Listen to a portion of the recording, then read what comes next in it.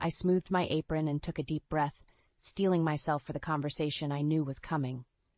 George's heavy footsteps echoed through the hallway, and I braced myself against the kitchen counter.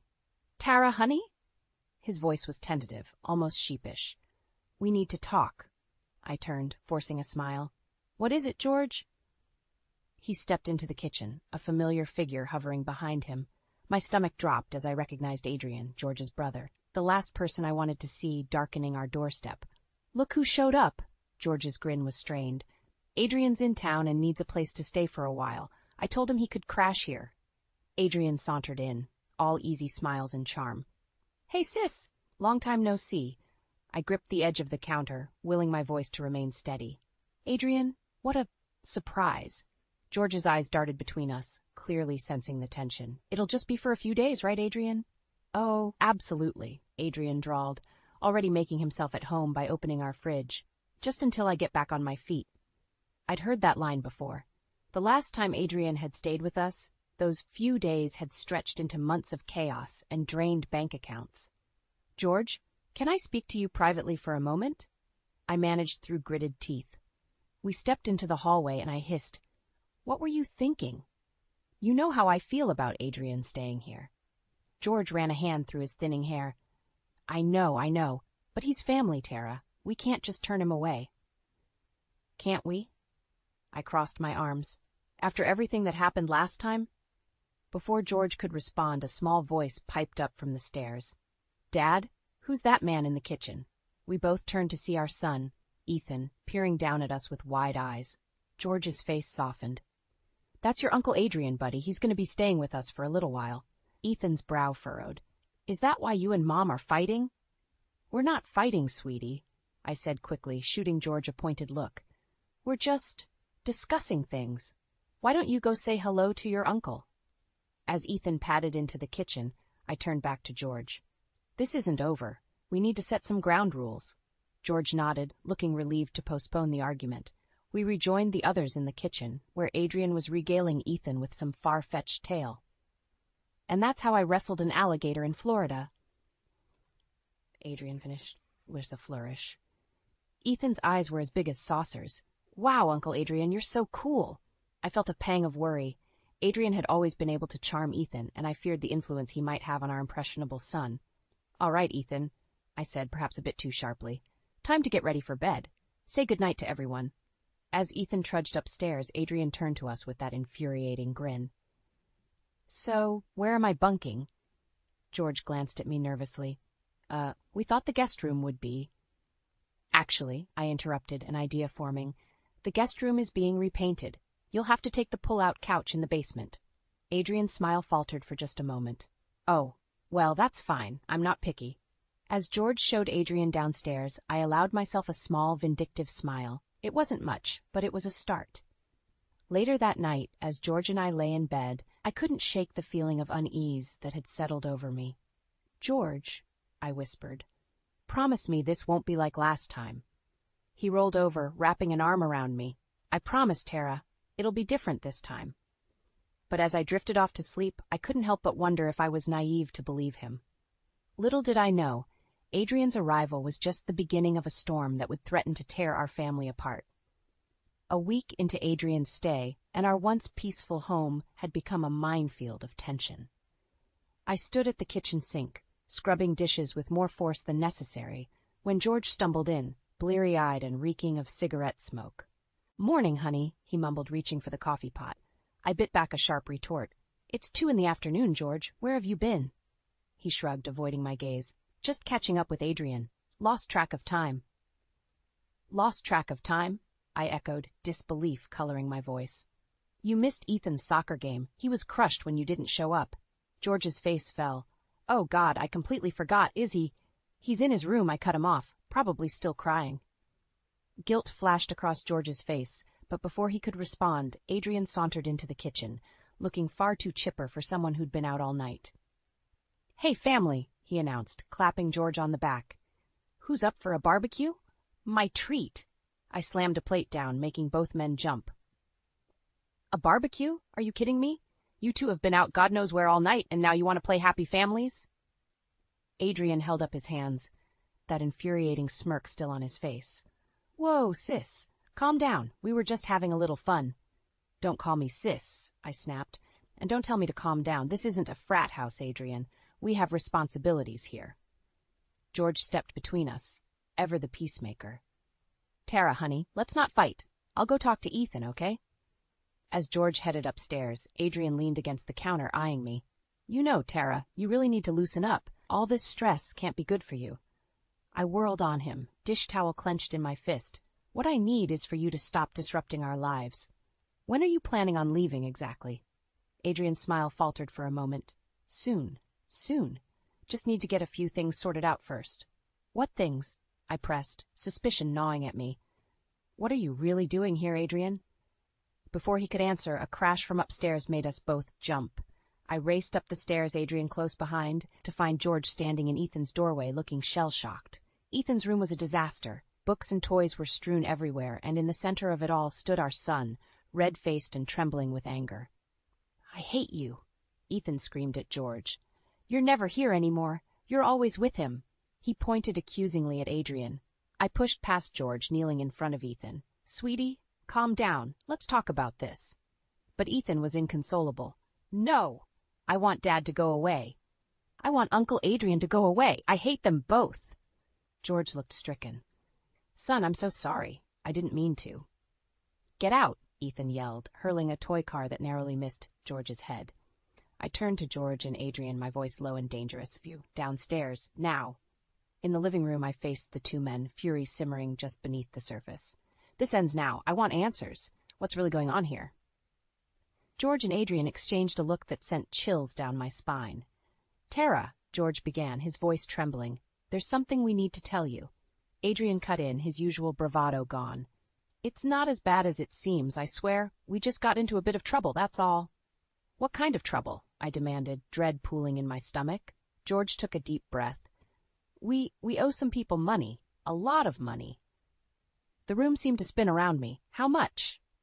The number George whispered made my knees weak. I sank onto the couch, my mind reeling. "How?" I managed to choke out. "How did this happen?" As Adrian launched into an explanation about bad investments and unlucky bets, I caught sight of something that made my blood run cold. Peeking out of Adrian's jacket pocket was a pawnshop receipt. In that moment, I knew. This was just the tip of the iceberg, and our family was headed for a storm that threatened to tear us apart. The pawnshop receipt burned a hole in my mind.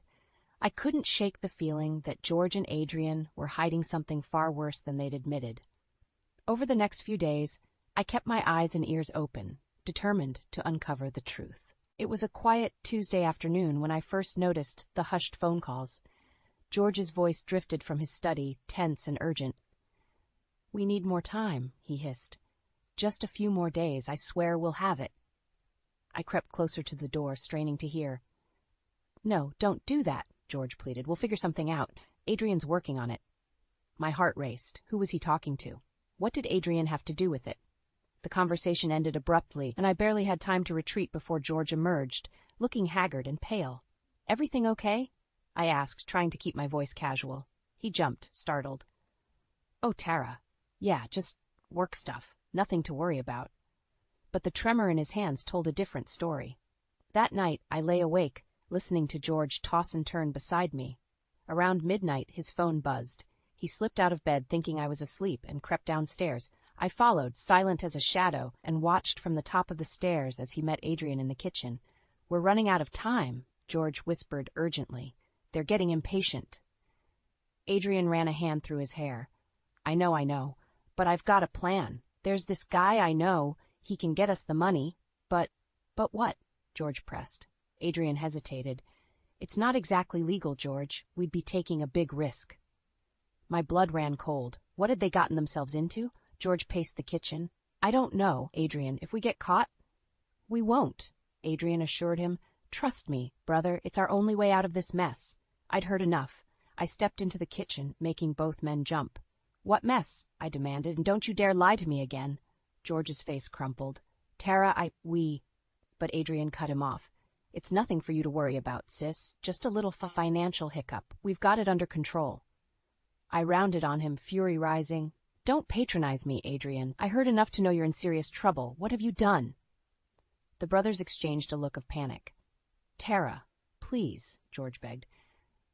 We can't talk about this now. It's complicated. Complicated? I laughed bitterly. You're discussing illegal activities in our kitchen at midnight. I think I deserve some answers. Adrian stepped forward, his charm cranked up to maximum. Look, Tara, I know this seems bad, but I promise you, we're handling it. Just give us a little more time. I shook my head, disgusted. Time for what? To drag George deeper into whatever hole you've dug? To risk our family's future on one of your schemes? George reached for me, but I pulled away. Don't touch me. I want the truth now. All of it. The silence stretched between us, thick with tension. Finally, George spoke, his voice barely above a whisper. We owe money to some dangerous people, Tara. A lot of money, and if we don't pay soon... He trailed off, but the implication was clear. I felt the ground shift beneath my feet. How much? When George named the figure, I thought I might faint. How? I gasped. How is that even possible? Adrian stepped in. It started small, just a few bets here and there, but then we tried to win it back, and things escalated. I turned to George, tears stinging my eyes. You promised me you'd stopped gambling. You swore to me, George. He couldn't meet my gaze. I'm sorry, Tara. I never meant for it to go this far. As the full weight of their deception crashed over me, a horrible thought occurred to me. The pawn shop receipt, I said slowly. What did you sell? The guilty look that passed between them confirmed my worst fears. What did you sell? I repeated, my voice rising. George's answer shattered what was left of my world. Your grandmother's jewelry collection. In that moment, I knew our family would never be the same again. The revelation about my grandmother's jewelry was the final straw. The next morning, I confronted George in the kitchen, my voice trembling with barely contained rage. I want Adrian out of this house. Today. George's eyes widened. Tara, please. We can't just throw him out. He's family. Family? I spat. Family doesn't steal from each other. Family doesn't lie and gamble away our future. Adrian chose that moment to saunter in, oblivious to the tension. Morning, folks. What's for breakfast? I whirled on him. Nothing. Pack your bags. You're leaving. Adrian's smirk faltered. Come on, sis. Don't be like that. Don't call me sis, I shouted, my control finally snapping. You've worn out your welcome. Get out. George stepped between us. Tara, calm down. We can work this out. Work what out? Ethan's small voice came from the doorway. We all froze, realizing he'd heard everything. I took a deep breath, trying to steady myself. Ethan, honey, go back to your room. Mom and Dad need to talk. But Ethan stood his ground, his eyes darting between us. Are you fighting because of Uncle Adrian? The silence that followed was deafening. George knelt down, reaching for Ethan. Son, it's complicated, grown-up stuff. Ethan jerked away. Stop treating me like a baby. I know something's wrong. You're always arguing, and Dad's never home anymore. My heart broke seeing the pain in my son's eyes. I shot a venomous glare at George and Adrian. See what you've done? Your selfish actions are tearing this family apart. George looked stricken. Ethan, I'm so sorry. I never meant for any of this to happen. Adrian, for once, seemed at a loss for words. I made a decision then and there. Ethan, go pack a bag. We're going to stay with Grandma for a while. What? George exclaimed. Tara, you can't just leave. I stood my ground. Watch me. I won't let you two drag us down with you. Ethan and I are leaving until you sort out this mess. As Ethan ran upstairs, George grabbed my arm. Please, don't do this. We can fix this together. I yanked my arm away. Fix it? How, George? By selling more of our belongings? By getting involved in something illegal? Adrian stepped forward. Tara, listen. I have a plan that could solve everything. No, I cut him off. I don't want to hear any more of your plans. They're what got us into this mess in the first place. George's face crumpled.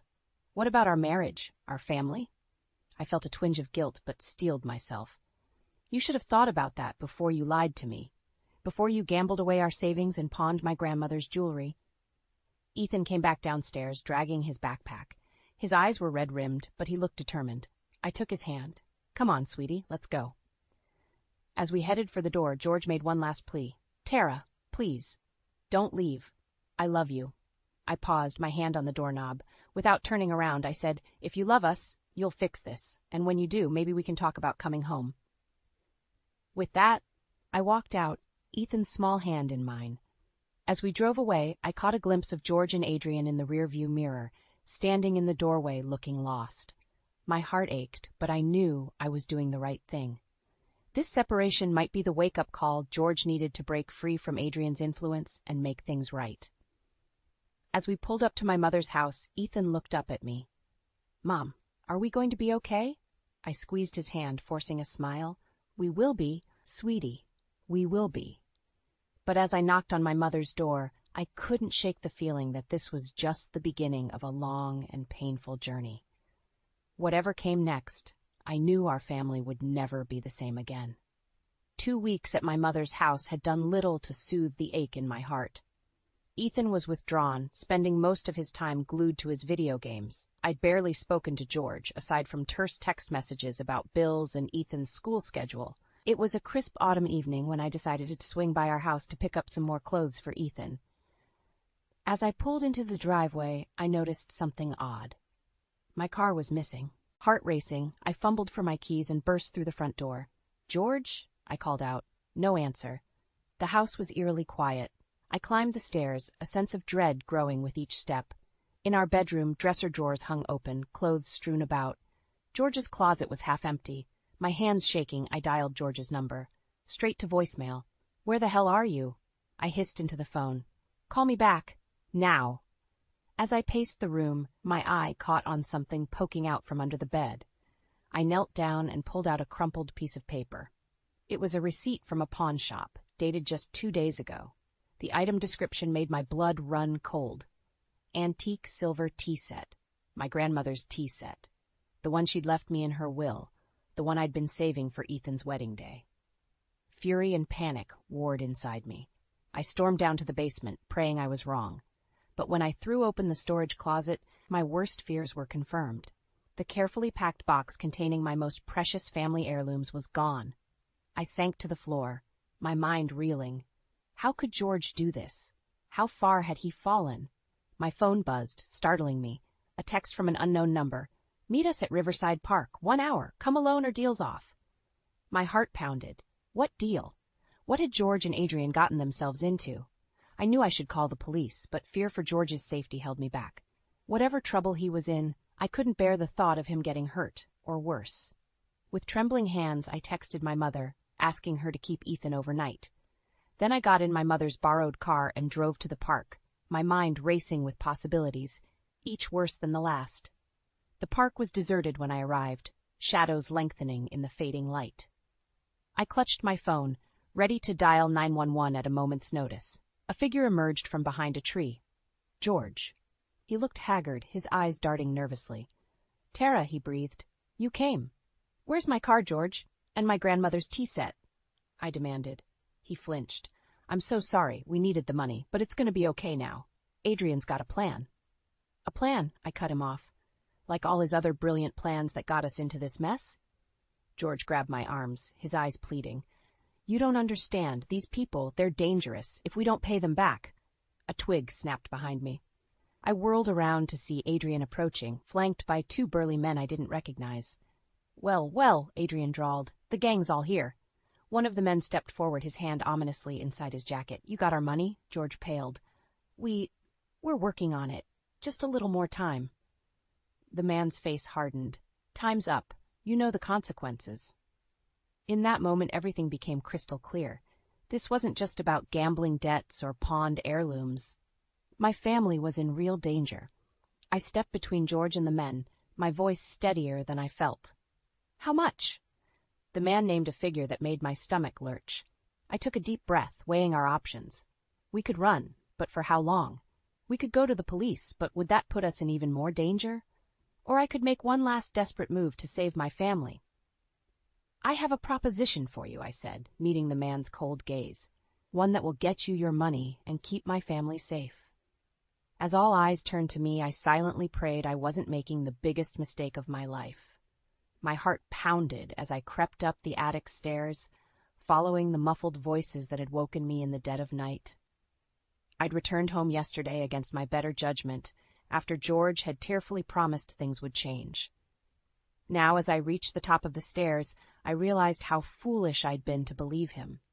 The attic door was ajar, a sliver of light spilling out. I peered through the crack, my blood turning to ice at the sight before me. George and Adrian were hunched over a large box, my grandmother's antique collection spread out around them. They spoke in hushed, urgent tones. "This should cover at least half," Adrian muttered, holding up a delicate porcelain figurine. George nodded, his face a mask of guilt and desperation. "What about the rest? They won't wait much longer, Adrian." "We'll figure it out," Adrian assured him. "We always do." I couldn't contain myself any longer. I burst through the door, startling them both. "What the hell do you think you're doing?" They jumped apart, guilt written all over their faces. George looked like he might be sick. "Tara, I can explain." "Explain what?" I snarled, snatching the figurine from Adrian's hand. "How you're stealing my family heirlooms to pay off your gambling debts." Adrian stepped forward, hands raised placatingly. "Now, Tara, let's not overreact. We're just borrowing them for a bit. Once we get back on our feet." "Shut up," I shouted, rounding on him. "This is all your fault. You show up here, drag George back into your schemes, and now you're robbing me blind." George reached for me, his eyes pleading. "Honey, please, we didn't have a choice. These people, they're dangerous if we don't pay them." "So this is your solution?" I gestured wildly at the scattered antiques. "Stealing from your own family?" A small voice from behind me made us all freeze. "Mom? Dad? What's going on?" Ethan stood in the doorway, his eyes wide with fear and confusion. The sight of him, so small and vulnerable, broke something inside me. I turned back to George and Adrian, my voice low and dangerous. "You have until morning to get these things back where they belong, and then you're both leaving, for good." George blanched. "Tara, please, where will we go?" "That's not my problem anymore," I said coldly. "You made your choice." As I ushered Ethan back to his room, trying to soothe his questions and fears, I heard frantic whispers from the attic. I knew in my gut that this wasn't over. The next morning, I woke early, determined to see George and Adrian out. But as I descended the stairs, an eerie silence greeted me. The house felt empty. With growing dread, I checked the attic. The box of antiques was gone. So were George and Adrian. I raced to our bedroom, yanking open drawers and closets. George's things were missing. On the bed lay a hastily scrawled note. "Tara, I'm so sorry. We had no choice. They threatened Eden. We'll make this right, I swear. Please forgive me. Love, George." My knees gave out and I sank to the floor, the note crumpling in my fist. How had it come to this? My husband, a thief in the night, running from dangerous men with my family's treasures. As the reality of our situation crashed over me, I heard Ethan stirring in his room. I had to be strong for him. I had to fix this mess George and Adrian had created. With shaking hands, I reached for my phone. It was time to make a call I'd been dreading, to my old friend on the police force. As I dialed, I steeled myself for what was to come. Our family was in danger, and I was the only one left to save it. My hands shook as I ended the call with Detective Martinez. He'd promised to put out an APB on George and Adrian, but his words rang in my ears. "Tara, you need to prepare yourself. This could get ugly." I sank onto the couch, my mind racing. How had our life come to this? My husband and his brother, fugitives with a box of stolen antiques, running from God knows who. A small hand touched my arm. Ethan stood there, his eyes wide with worry. "Mom, where's Dad?" I pulled him close, fighting back tears. "He had to go away for a little while, sweetie, but we're going to be okay." As if the universe was mocking me, my phone buzzed. An unknown number. With trembling fingers, I answered. "Mrs. Thompson?" A gruff voice sent chills down my spine. "We have your husband and his brother. If you want to see them alive again, bring $100,000 to the old warehouse on Pier 7. You have 3 hours." The line went dead. I stared at the phone in horror, my mind reeling. Where on earth was I supposed to get that kind of money? I called Detective Martinez back, relaying the message. He urged me not to go, to let the police handle it. But I knew in my gut that if I didn't show up, George and Adrian might not make it out alive. "Ethan, honey," I said, trying to keep my voice steady. "We need to go to Grandma's for a little while." After dropping Ethan off with my confused and worried mother, I drove to the bank. With a mixture of shame and desperation, I emptied our savings account and took out a second mortgage on the house. It still wasn't enough. With time ticking away, I made a decision that tore at my heart. I drove to the local pawn shop, the same one where George had sold my grandmother's tea set. Tears in my eyes, I handed over my wedding ring and the few remaining pieces of jewelry I had. The dealer's eyes widened as he counted out the cash. "Lady, whatever trouble you're in, I hope it's worth all this." I wasn't sure it was. With barely minutes to spare, I pulled up to the dilapidated warehouse. The sun was setting, casting long shadows across the pier. My heart pounded as I clutched the duffel bag full of cash. "George?" I called out, my voice echoing in the cavernous space. "Adrian?"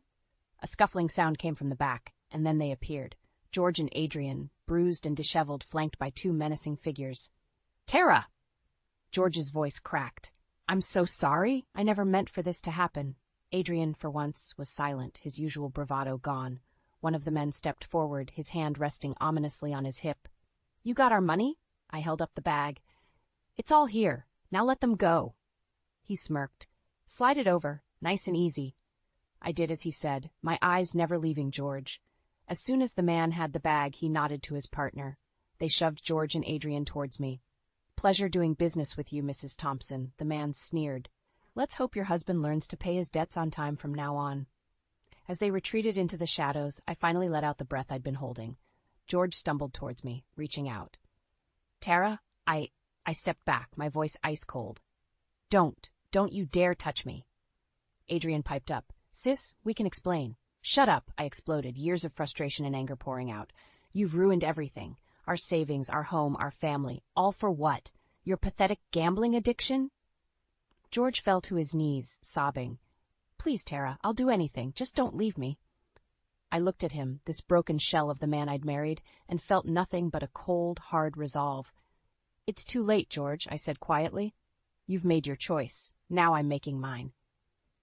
As I turned to walk away, leaving them both on that dark, lonely pier, I realized that this was just the beginning.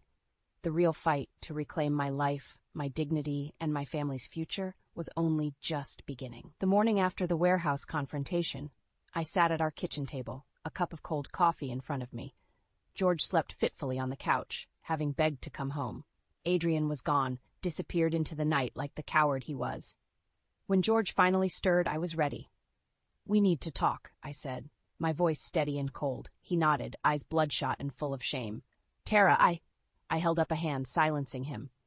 "No, you listen. If you ever want to be part of this family again, this is how it's going to be." I laid out my terms. Adrian was never to set foot in our house again. George would attend Gamblers Anonymous and therapy. Every penny of our savings and my heirlooms would be accounted for and replaced. "And if you ever lie to me again," I finished, my voice breaking slightly, "we're done. No second chances." George nodded, tears streaming down his face. "I'll do anything, Tara. I swear."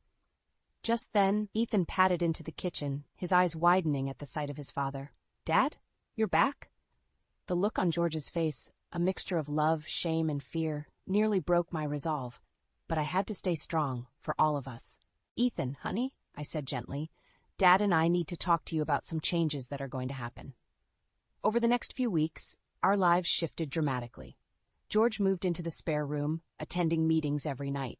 I took control of our finances, working extra hours to rebuild our savings.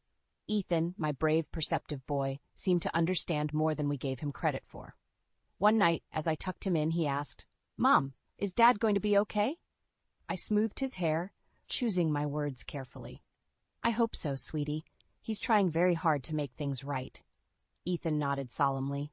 "I'm glad you made him stop hanging out with Uncle Adrian. He wasn't very nice." My heart swelled with pride and sadness. "You're right, honey. Sometimes we have to make tough choices to protect our family." As the months passed, I watched George struggle and grow. He threw himself into his recovery, taking on extra work to repay our debts. Slowly, painfully, we began to rebuild trust. One evening, as we sat on the porch watching Ethan play in the yard, George turned to me, his eyes clear and earnest. "Tara," he said softly, "I know I can never undo the hurt I've caused, but I want you to know how grateful I am for this second chance. You and Ethan, you're my whole world." I felt a flicker of the old warmth in my chest. "I know, George. We're getting there, one day at a time." As the sun set, casting a golden glow over our little family, I realized something profound. The crisis that had nearly torn us apart had also given me strength I never knew I possessed. I had stood my ground, protected my son, and fought for our future. Ethan's laughter rang out as George chased him around the yard, their bond slowly mending. I smiled, feeling a sense of peace I hadn't known in months. Our family wasn't perfect. We had a long road ahead, full of challenges and hard work, but we were together, stronger for having weathered the storm. As I watched my two boys, I made a silent vow. No matter what life threw at us next, I would face it head on. I had found my voice, my strength, and I would never let anyone, not Adrian, not George, not anyone, threaten our happiness again. The old Tara, the one who had let others make decisions for her, was gone. In her place stood a woman who knew her worth, who would fight tooth and nail for her family's well-being. And as the first stars appeared in the twilight sky, I felt a surge of hope for our future. We had been tested, nearly broken, but we had survived. Whatever came next, we would face it together, one day at a time. "Get away from my son, you psycho bitch!" I screamed at the top of my lungs, placing myself between Candace and Caleb. Her eyes were wide and crazed, hands outstretched as if to snatch him away from me. Caleb clung to my leg, whimpering in fear. "Mommy, I don't want to go with the mean lady." Candace's perfectly made-up face contorted with rage. "He's my nephew. I'll take him whenever I want." Her diamond-encrusted fingers closed into fists. This wasn't the first time my sister-in-law had tried to force her way into my life and make decisions about my child, but her behavior was becoming more unhinged by the day. "You're delusional, Candace. Caleb is terrified of you." I pulled my son closer, glaring at the woman I once naively considered family. Candace opened her mouth to retort, but the sound of a car door slamming outside cut her off. "Candace, what's going on?" My brother Marcus's voice preceded him through the front door. "Oh, Marcus, thank God you're here." Candace instantly transformed into the picture of a devoted wife. "Your insane sister is keeping my nephew from me again." I wanted to scream at the blatant lie, but Marcus turned his stern gaze on me before I could speak. "Really, Raina? Candace has every right to see Caleb. She barged in here ranting like a lunatic." I shot back, unwilling to back down. "Ask Caleb what she did."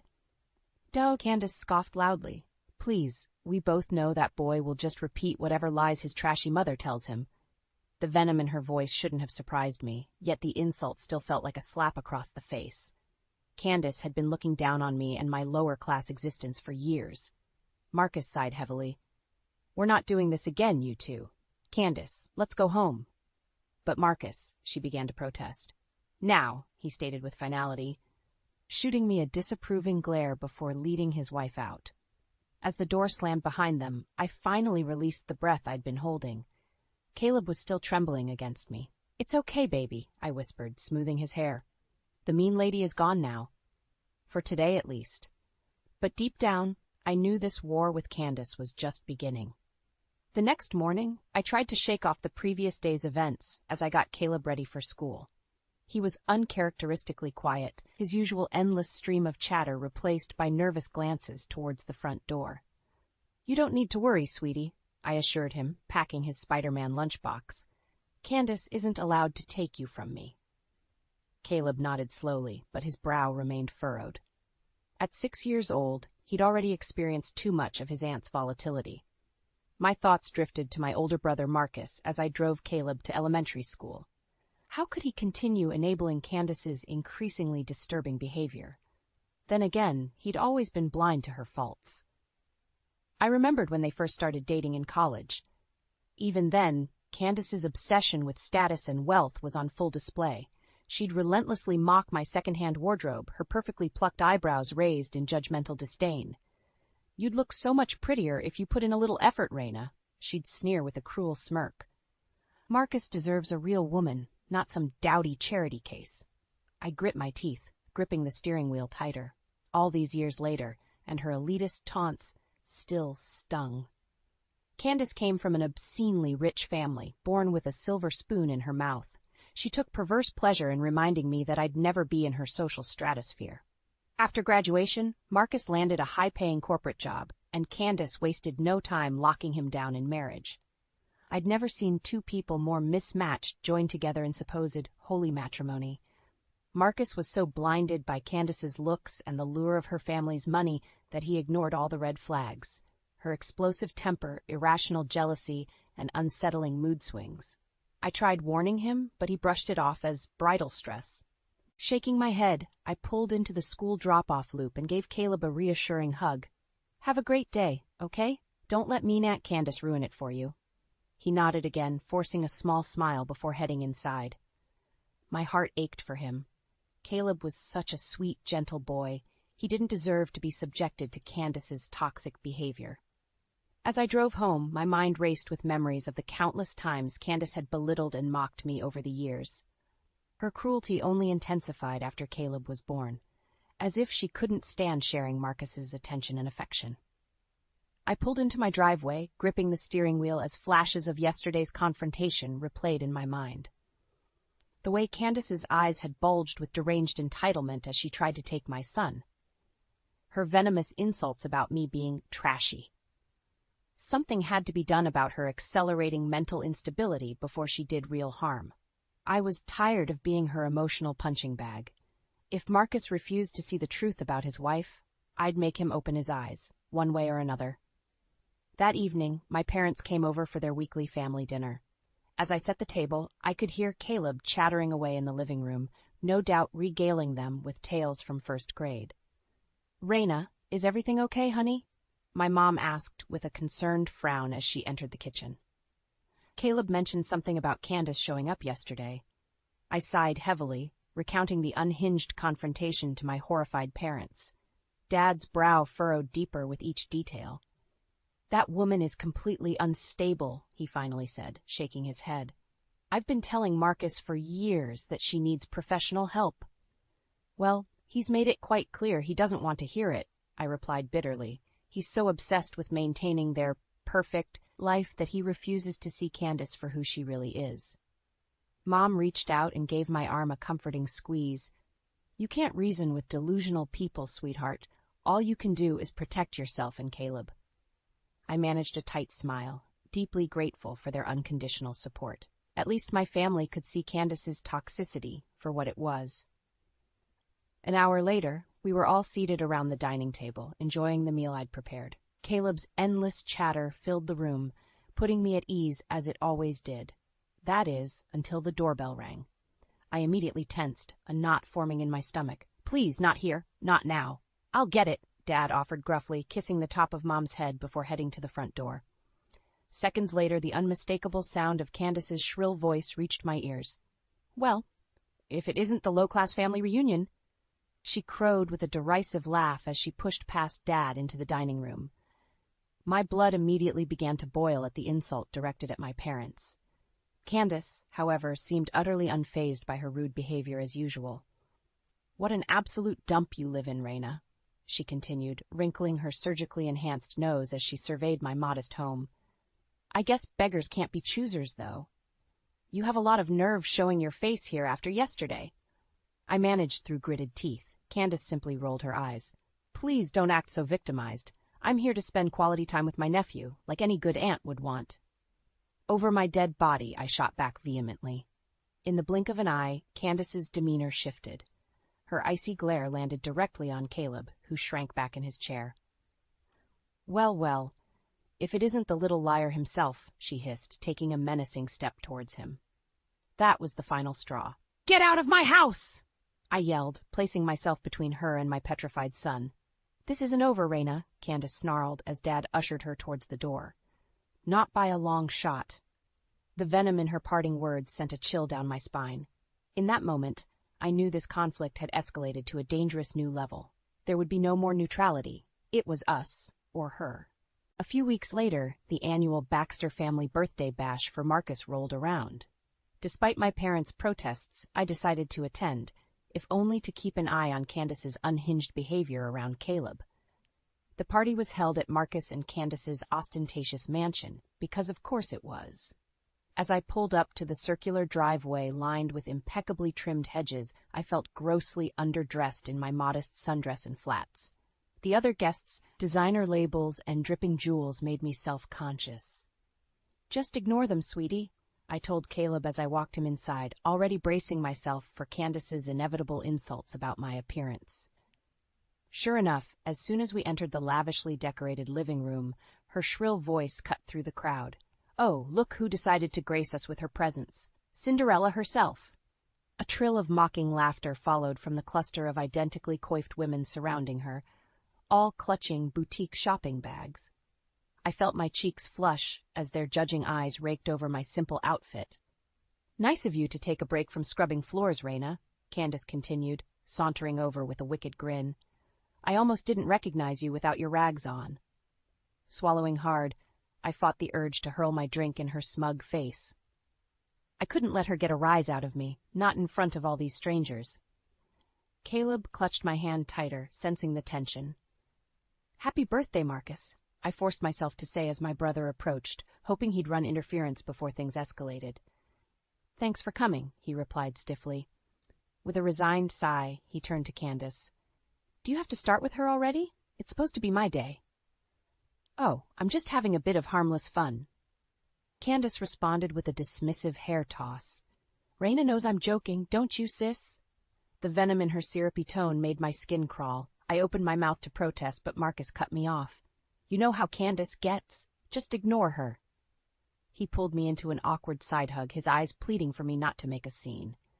Grinding my molars, I managed a terse nod. I'd been putting up with Candace's jokes for over a decade. What was one more night of torture for Marcus's sake?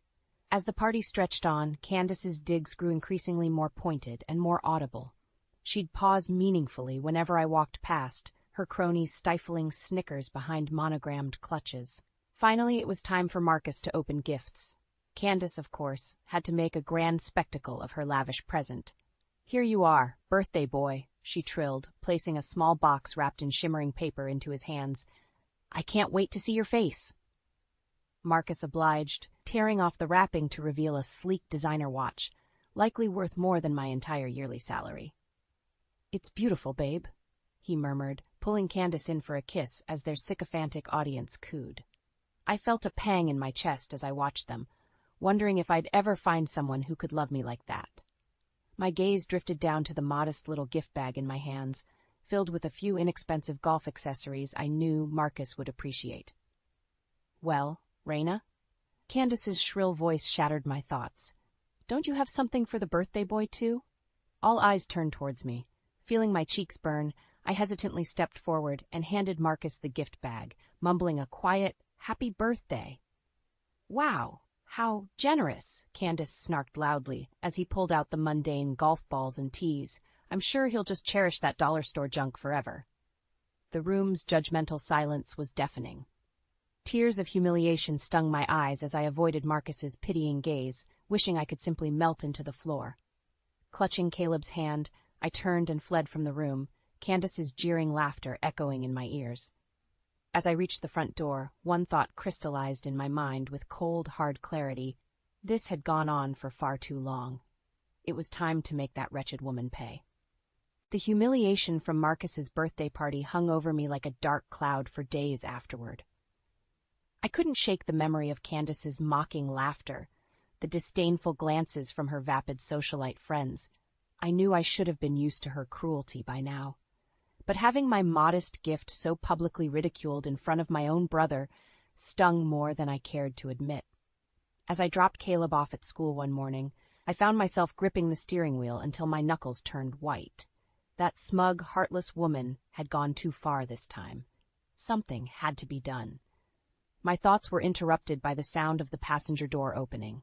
I turned to see my mom climbing into the car, a look of grim determination on her face. "Good, you're still here," she said without preamble. "We need to talk about Candace." I felt myself tense instinctively at the mention of her name. "What about her?" "Raina, this has gone on for far too long," Mom stated, her tone broking no argument. "The way she treated you at Marcus's party was the final straw for me." Swallowing hard, I slowly nodded in agreement. "I know. Believe me, I know. That woman is unhinged," Mom continued, her voice lowering to a fierce whisper. "Her behavior isn't normal, sweetie. It's becoming dangerous." My chest tightened as disturbing images of Candace's crazed eyes flashed through my mind from our last confrontation. "You're right. I'm just so afraid of what she's capable of, especially around Caleb." Mom reached over and gave my hand a reassuring squeeze. Which is why we can't just sit back and let her keep terrorizing this family. It's time we take a stand. Her determined words ignited something inside me, a spark of righteous indignation I hadn't felt in years. She was absolutely right. I'd been a passive victim of Candace's abuse for far too long, all in the name of keeping the peace with Marcus. But after her deplorable display at the party, something inside me had shifted. The gloves were finally coming off. "You're right, Mom," I said, feeling a surge of courage course through me. "I'm done being Candace's personal punching bag. It's time to fight back." A small smile played across Mom's lips, and I could have sworn I detected a hint of pride in her eyes. "That's my girl. So, what's the plan?" As I began mapping out my first steps towards revenge, I felt a weight lifting off my shoulders. No more cowering in fear, no more turning the other cheek. This was war, and I didn't intend to lose. "Well, for starters, we need to open Marcus's eyes to who Candace really is," I declared, my voice steadier than it had been in years. "He's been blindly defending her for too long." Mom arched an eyebrow. "You know your brother better than anyone. What will it take for him to finally see the truth?" A muscle twitched in my jaw as I considered her question. I knew exposing Candace's mental instability to Marcus would be an uphill battle. But this time, I was ready to fight with everything I had. "Don't worry," I stated with finality. "I have a few ideas to make him wake up and smell the venom. Candace wants a war?" A hard smile crossed my lips. She's about to get one. The sound of shattering glass jolted me awake with a start. My heart pounded as I sat upright in bed, straining to hear any other noise over the thundering of blood in my ears.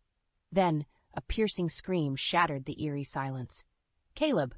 I gasped, cold dread seizing my body as I recognized my son's terrified cry. Throwing off the covers, I raced down the hallway towards his bedroom, half blinded by panic. As I threw open the door, a chilling sight stopped me dead in my tracks. Caleb cowered in the corner, his little body trembling uncontrollably as shards of broken glass and splintered wood littered the floor around him. The window had been completely shattered, tiny razor-sharp shards glittering in the moonlight like deadly confetti. Mommy," he whimpered between ragged sobs, eyes wide with fear. In that moment, I didn't think I'd ever seen him look so small and vulnerable. "It's okay, baby. I'm here," I managed to force out, my voice shaking as I scooped him up protectively in my arms. He clung to me like a lifeline, his tears soaking through my nightshirt. Rocking him gently, I scanned the wreckage of his room with mounting horror. This wasn't some random act of vandalism. It was a targeted attack. But by who? And why would anyone want to hurt my sweet little boy? The realization hit me like a ton of bricks, driving the air from my lungs. There was only one person unhinged enough to do something this twisted: Candace. As the weight of her depravity sank in, a cold fury began replacing the fear coursing through my veins. That sadistic bitch had gone way too far this time. Putting her jealous hands on me was one thing, but threatening the life of my child?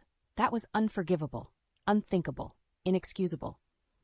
"Shh, it's going to be okay," I whispered fiercely into Caleb's hair, hugging him even tighter.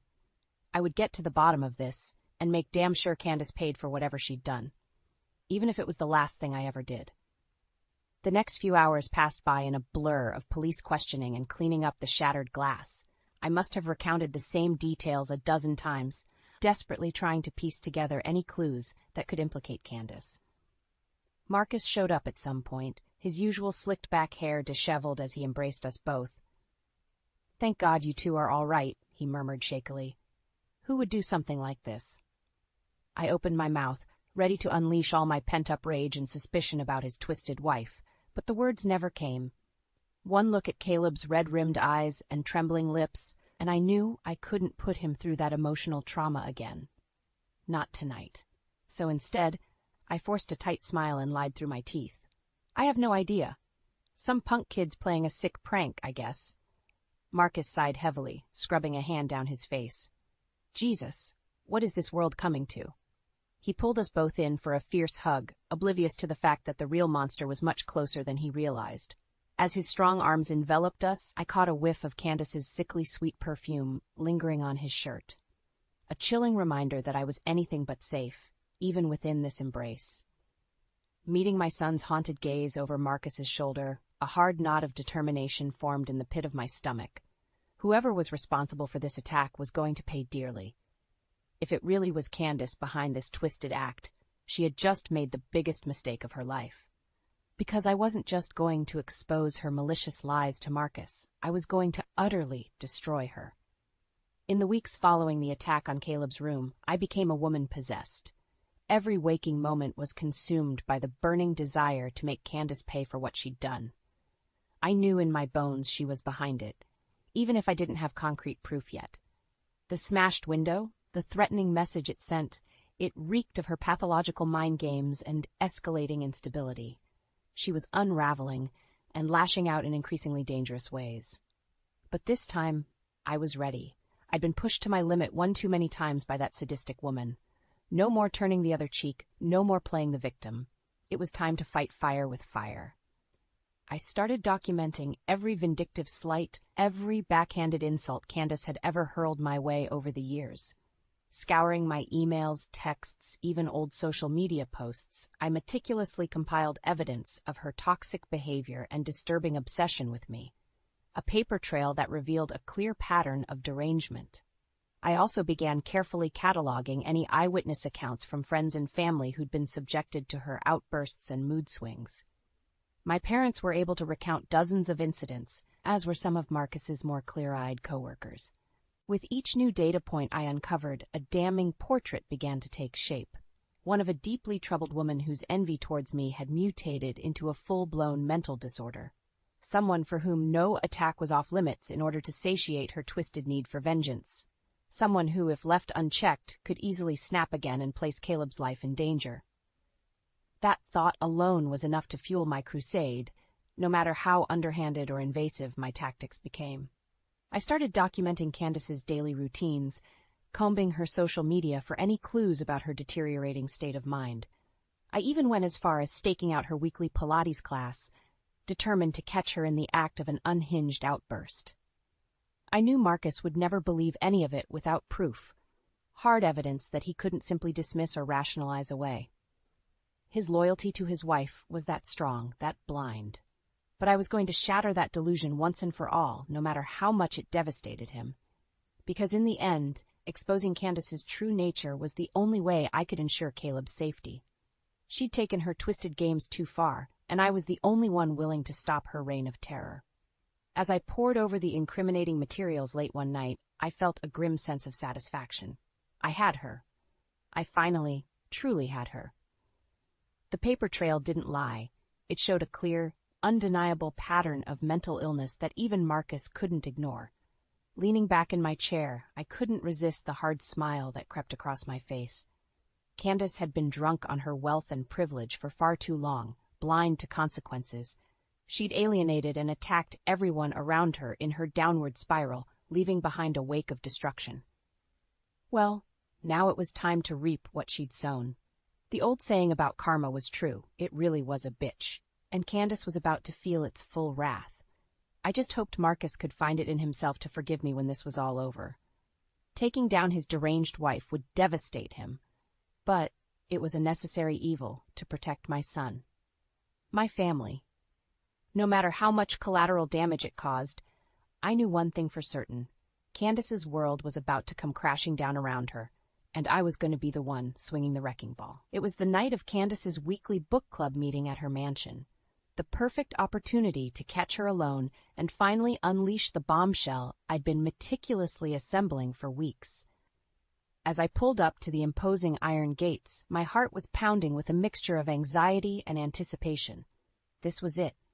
The moment I'd been waiting for, when I could shatter her delusional world once and for all. Clutching the bulging manila envelope filled with documented proof of her mental illness, I took a steadying breath before ringing the call box.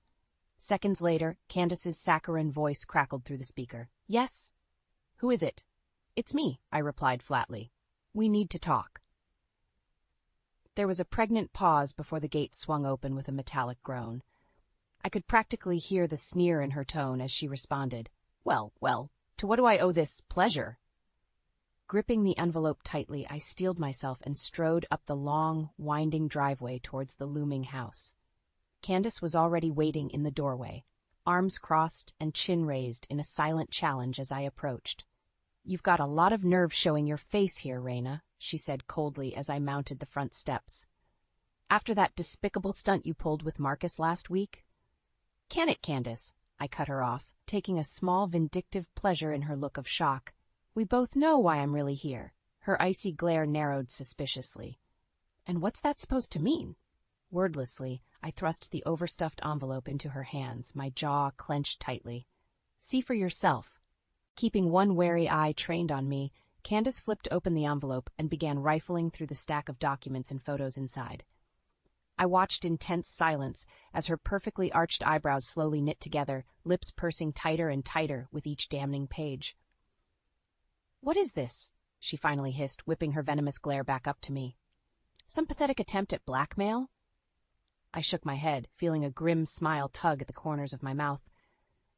"Not blackmail, Candace. The truth." Her eyes widened fractionally as she seemed to realize the full implications of what she was looking at. I could see the panic starting to set in as the evidence mounted, a clear, undeniable pattern of unhinged behavior, obsessive jealousy, and severe mental issues. "You deranged little bitch," she spat, cheeks flushing crimson with rage as she hurled the papers at my feet. "You think this proves anything? Marcus would never believe your insane lies." "Oh, I don't think he'll need much convincing once he sees all this," I countered coolly, gesturing to the scattered documents. "Not after the little message you sent Caleb a few weeks ago." Her face drained of color at my pointed reference to the night she'd shattered my son's bedroom window. For a brief moment, she seemed to teeter on the edge of losing her carefully constructed composure entirely. But just as quickly, her mask of indignant fury slammed back into place. "You have no proof," she snarled, taking a menacing step towards me. "This is all just sad, pathetic conjecture on your part, a desperate ploy for attention, as always." I held my ground, locking eyes with her as I delivered my parting words with cold finality. "That's what you think, Candace. But pretty soon, Marcus is going to see the truth. He's going to see what a deranged, twisted shell of a human being he married." I paused, letting the weight of my promise sink in. "And when he does, your precious life of wealth and privilege is going to come crumbling down around you." Her face contorted in a mask of pure unrestrained hatred. "You'll regret this, Raina," she seethed through gritted teeth. "You have no idea what you've just unleashed." Turning on my heel, I left her seething on the doorstep and headed back towards my car, each step lighter than the last. I knew there would be hell to pay for my actions in the coming days, but I didn't care. The wheels were finally in motion. Candace's downfall was inevitable, and nothing would stop me from watching her world burn.